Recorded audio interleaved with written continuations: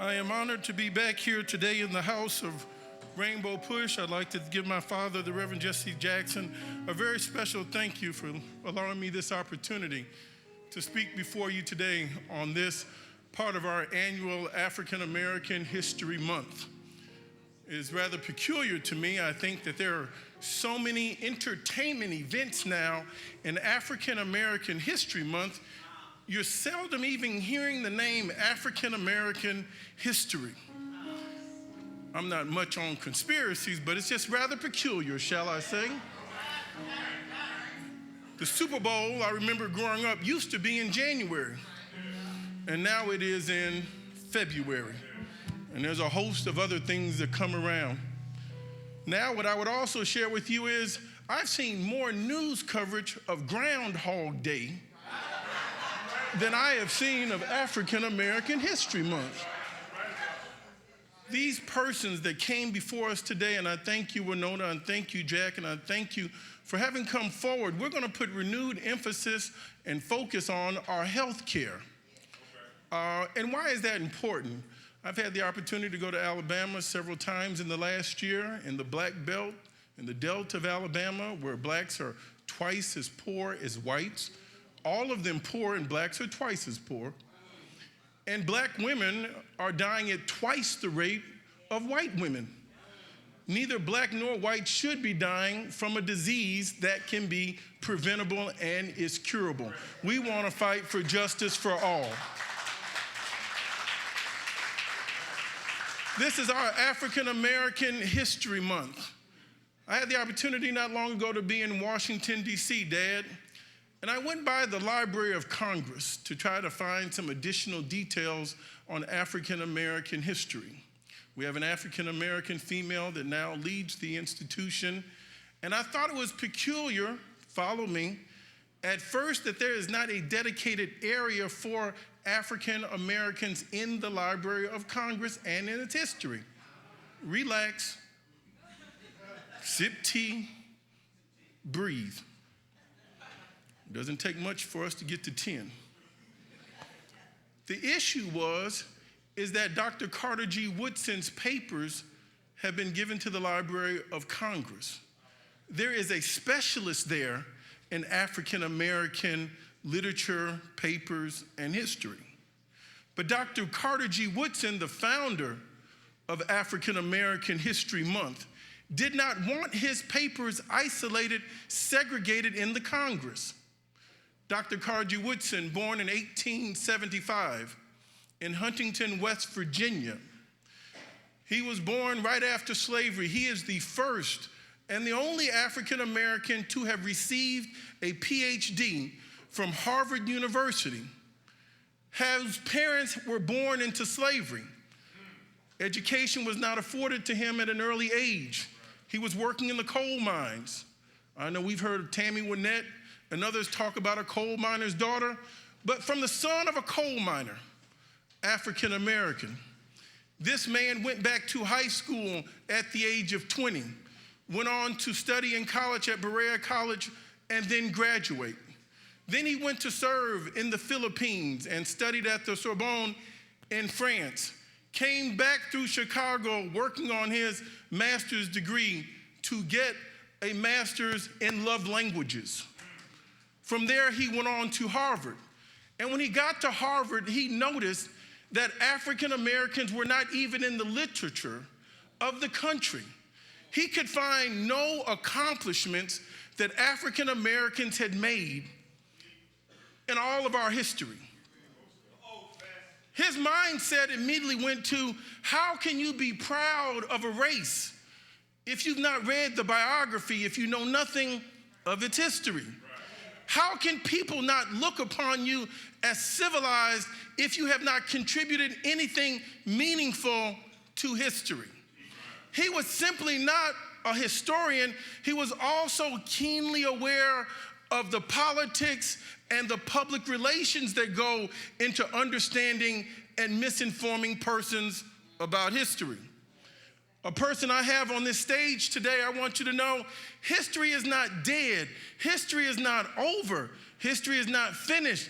History allows us the opportunity to put things in context so we can have a springboard, we can have a backstop, so we can go forward and eliminate the lies. We have an election coming up now, and there's a gentleman here that I am proud to call a friend, and I'm even more proud to call him a freedom fighter and a lover of justice. On the stage here today, joining us is the Honorable Justice Scott Neville. Please give him a loving round of applause. The reason I'm honored to call his name, and I'm not in love with judges just because they're judges, and I'm not in love with people just because they have a title. I'm more impressed with persons that have power, that use it for the cause of justice and use it for the cause of freedom. We know the case of Laquan McDonald. A child was shot right here in Chicago on 40th and Pulaski Avenue in the heart of the city. The officers lied on a dead child. A child was born from a mother that had substance abuse issues. He had a neurological disorder. At the age of 16 years of age, he was earning taxes, paying into America's financial system. He had a troubled life growing up. He was not a troubled child. He was a child simply with a problem. When the officers came, they gunned him down, shot him 16 times, and grown men lied on this child, protecting one another. We believe in the process of voting and participating. And thank God we have an attorney general and a state's attorney. And we also have a man that's on the Illinois Supreme Court, Brother Kwame Raoul, our Illinois attorney general. When he saw that the verdict and the sentencing was not right, he appealed it. He appealed it to what? Our highest court, the Illinois Supreme Court.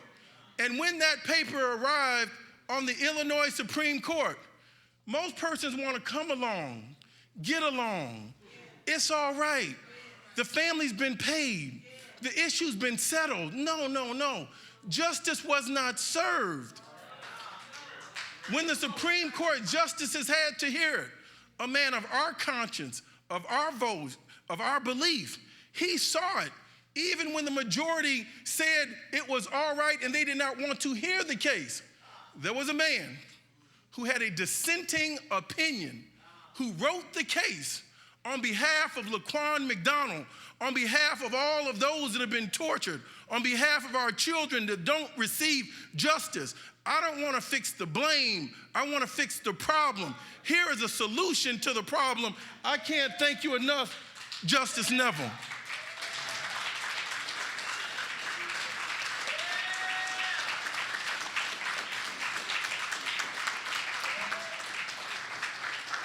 That's big news, because you're going to see people that have our face and understand our culture, and they're going to smile and be cool. But once they get into the corridors of power, they're going to sell you out. So I'm honored that this man would come here today. And I want to get back to Black history because it's then and now. I don't think our history begins with slavery. I'm glad we've started there, but we have to go deeper than that. We are human beings and have always been human beings. Hello. I want you to change your mindset so you can correct your future. I didn't start as a slave. My grandmother and great-grandmother that weren't afforded formal education did not start as a slave. That may be from your perspective and your history. My parents and grandparents and greats have always been God's children. When Thomas Jefferson had 400 women and men that he said that he owned, they were still God's children. When he was raping a teenage girl that now history tries to say they had a relationship, he enslaved his own children. I want the whole truth to come out. I'm not speaking bad about Mr. Jefferson and the founders and the Constitution. I'm just telling the truth on the man. And if you can't handle the truth, shame on you. I want us to see that we are whole people. We are in the whole history of America.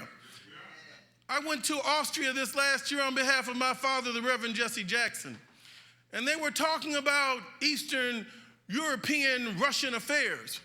And all of these people from around the world were gathering in a fine, small village. And the gentleman asked me, where was I from? I said, Chicago. He said, no, where are you really from? I said, the United States of America. He says, but where did your parents come from? I said, my family's burial sites go back to 1700s in South Carolina. We're founding members of the United States of America. The man's jaw almost dropped. He was proud that he was Armenian. He was proud to know the Turkish relationship in the village that he came from. I said, you don't understand. We were born there, have always been a part of. That's the American story. He says, I never thought of it like that. You're full American citizens. In African American History Month, you saw the president's address the other day. It was so great to see a 100-year-old soldier, a Tuskegee Airman, be given the honor that he deserves bestowed upon him to be made a brigadier general.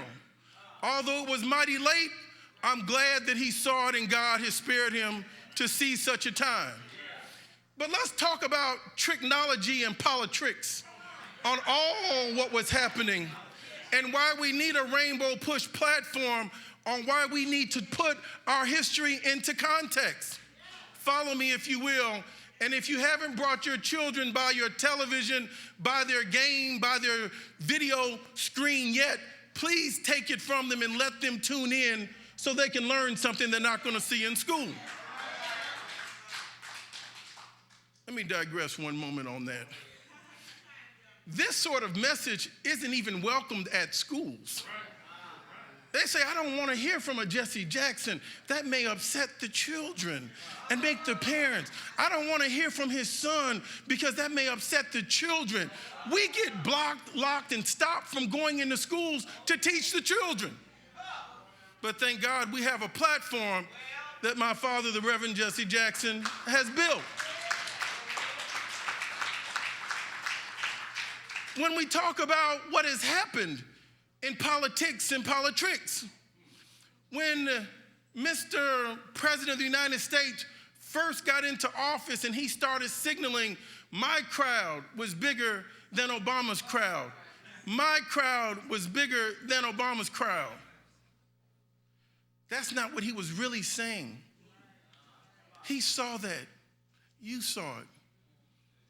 Breathe. Sip tea. Relax.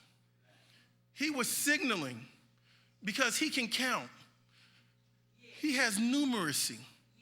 Maybe short on literacy, but he's high on numeracy when you operate a casino. He understood the math. He understood that Mrs. Clinton won by 3 million votes. He said, look at his crowd size, my crowd size. He also understood that the Republicans had won 22 state legislatures and governorship. When he kept saying his crowd, my crowd, his crowd, my crowd, he was doing a dog whistle to tell those legislatures, start voter suppression. They beat us. They brought out more votes than us. There was a bank shot for those that know pool. For those of us that have been had in the 3-card Monte, you were made a fool out of. Again, when he says he's being lynched, he wasn't talking about the plight of African Americans. What he was saying is, one person in my party is trying to get other people in my party, Mr. Romney, to turn and vote to have witnesses and bring this before the Senate. He was signaling to the El Paso shooters, go pay him a visit. He was sending death threats and violence into the land. Those persons that voted not to have witnesses know that he did was wrong. Even the senator from Maine said he learned a lesson. I'll have no comment on that. I wish they would slap our children on the hand and say they've learned a lesson instead of throwing the whole sentencing and justice on their back trying to break them. Look at what he does. So when he extols and exalts an African American general, and then before the quick sleight of a hand, he extols the virtues that he sees in a Rush Limbaugh and has his wife pen the National Medal of Freedom. These are things that are reserved our nation's highest honor for those that are freedom fighters, like Mrs. Rosa Parks, like Reverend Jesse Jackson, like so many others that have laid the path. My father has told me, hate the sin, but not the sinner. And I understand people that have substance abuse, and I pray for them. And I understand people that are going through drug withdrawal, and we have to pray for our friends that have that addiction. But when I think about Mr. Limbaugh, who says that my father looks like the composite shot of those that have been on arrest mug shots. When I think of Mr. Rush Limbaugh that says there were 90 million Native Americans and now there are only 4 million and they all have casinos, they didn't have a bad deal. When I think about Mr. Rush Limbaugh who said there were, when the times of slavery, he says, I'm not advocating for slavery again, I'm just saying that the streets were safe. These are the words of Mr. Rush Limbaugh. Well, I'm trying to find out what merit, what glory, what honor did the president see in this man's vitriol and his disgusting language. But then when I think of Mr. Limbaugh, who did not finish high school, who's been a troubled child his whole life, who is a drug addict, a dope head, a crackhead, let us pray for those in recovery because there may be something redeemable in his life, but he's done nothing of honor. These are the words of Jonathan L. Jackson.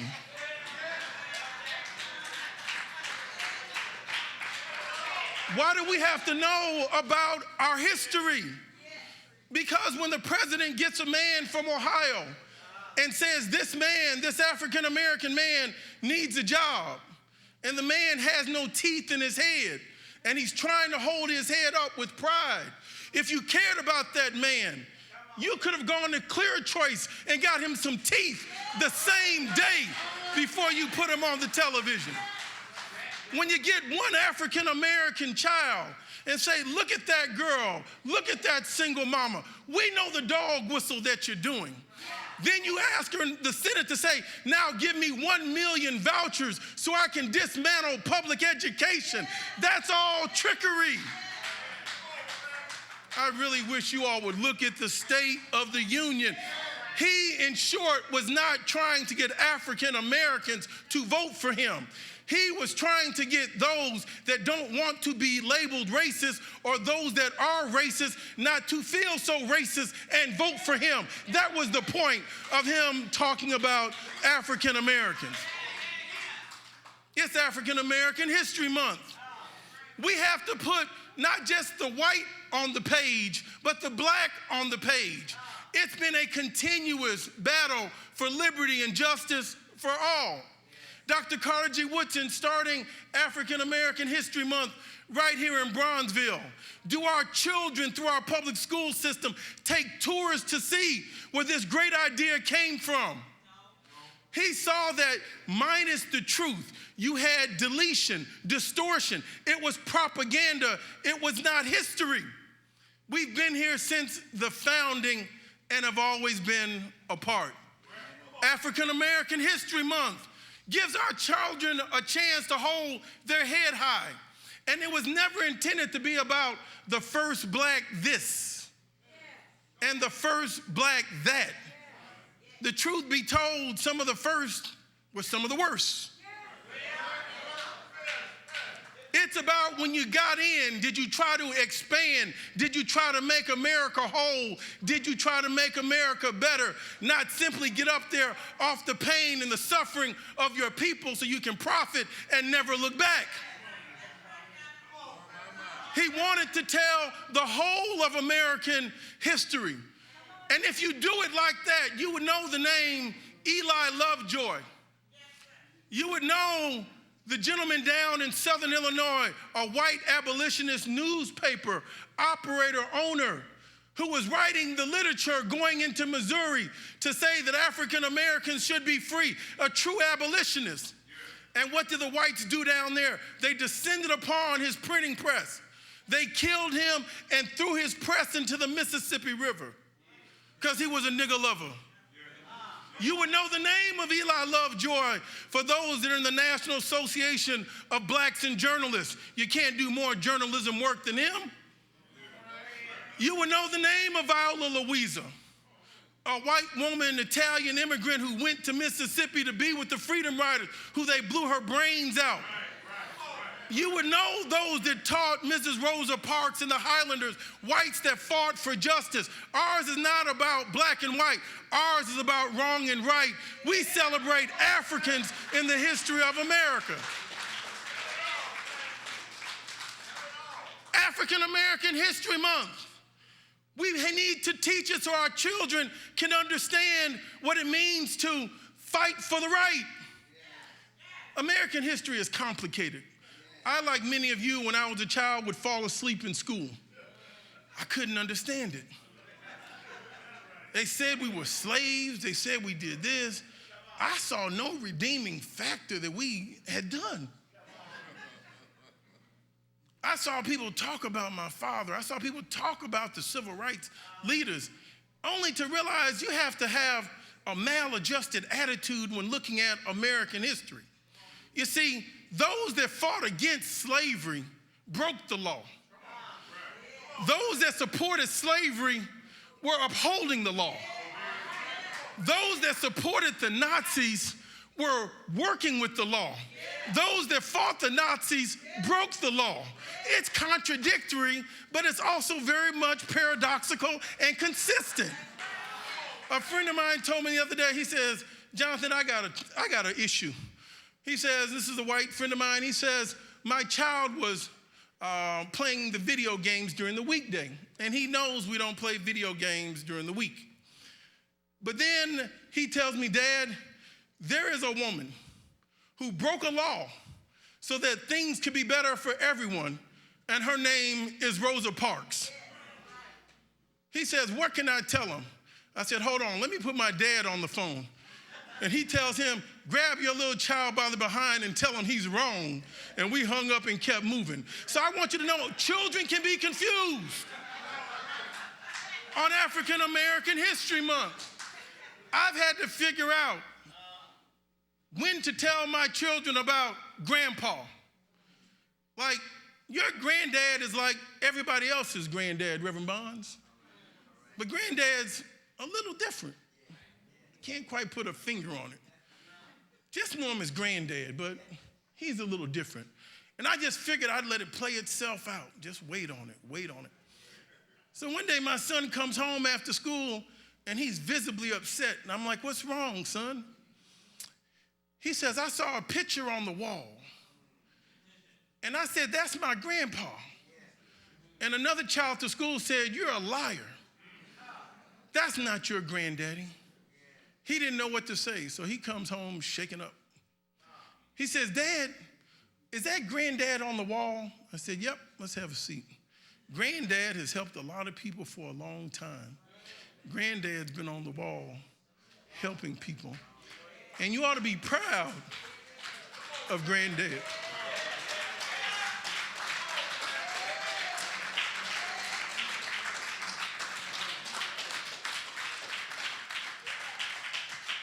I could see my child's head rise up and shoulders set back. And just like in The Lion King, I was clear, you're a Jackson and you're gonna be all right. Simba, once you know who you are, you're gonna be all right. So he went back to school and saw that child. And he says, yes, that's my granddad that's on the wall. And he said, where's your granddad on the wall?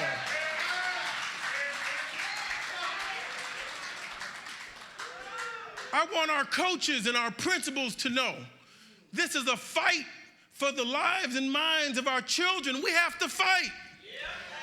Our coaches and our principals need to be given the benefit of the doubt. We cannot live with this sort of reckless injustice where an accusation becomes an indictment and a conviction, and you tarnish and you besmirch their character, their personality, and you punish the children and suspend the entire season. That ain't right.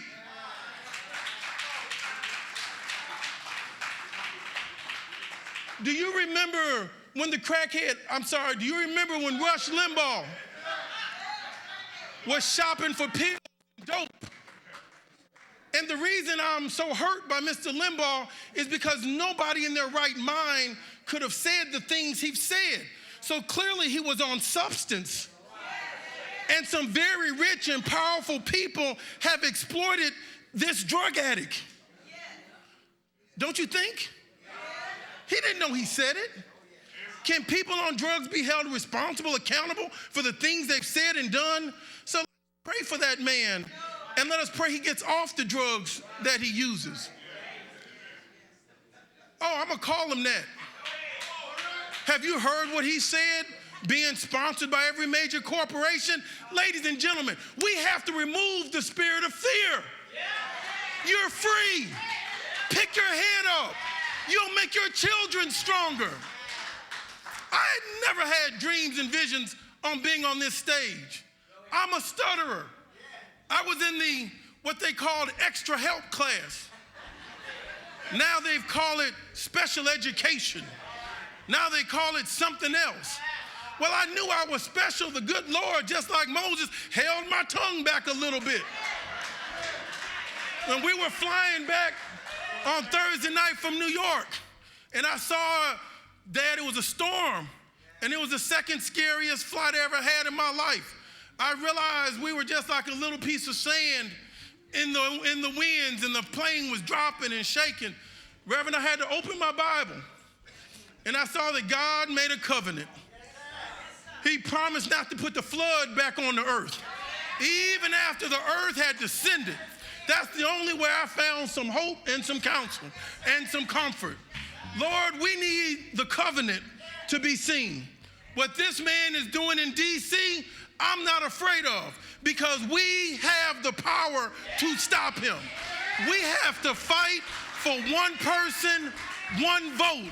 The winner of Iowa had 6,500 more votes in the first round, 2,500 more in the second round. If Bernie Sanders won, whether you love him or not, he won Iowa. Why are people breaking the process? You can't corrupt the process and then expect the children to come out to vote. That's not fair. African American History Month. We fought too long, died too early, have had to go through too much to not teach our children the truth. We need to extol our own virtues. And by doing so, we're going to help all children see themselves. Children are not born racist. But when you don't see the contributions of Hispanics, when you don't see the contribution of Asians, when you don't see the contributions of African Americans, when you think you are divinely ordained and your race is above all other races, you are injecting into the veins of your child racism. We're going to abolish it. Let us fight for freedom and let justice roll on.